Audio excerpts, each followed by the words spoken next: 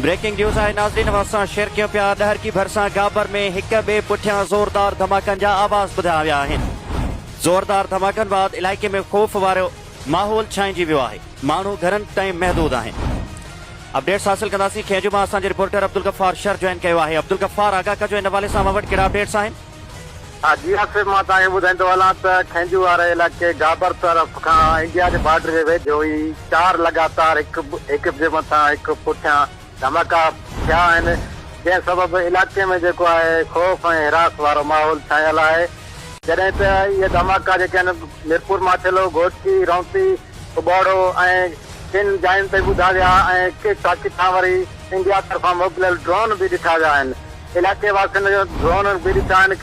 चवनि पिया त इलाइक़े वासी त जेको आहे हितां ड्रोन गुज़रिया आहिनि ऐं रॉकेट बि लैंचर बि नज़र अची रहिया आहिनि ऐं वधीक जेको आहे जांच करे रहिया आहिनि। ठीकु आहे। अब्दुल गफ़ार शर इन हवाले सां तमामु तर सूरतहाल खां आगाह कयो आहे। डहर की भरिसां गाबर वारे इलाइक़े में हिक ॿिए पुठियां ज़ोरदार धमाकनि जा आवाज़ ॿुधा पिया आहिनि। मीरपुर माथिलो, डहर की, खानपुर महर, जरवार, घोटकी, रौंती समेत ज़िले घोटके जे अक्सर इलाइक़नि में ज़ोरदार धमाकनि जा आवाज़ ॿुधा विया आहिनि।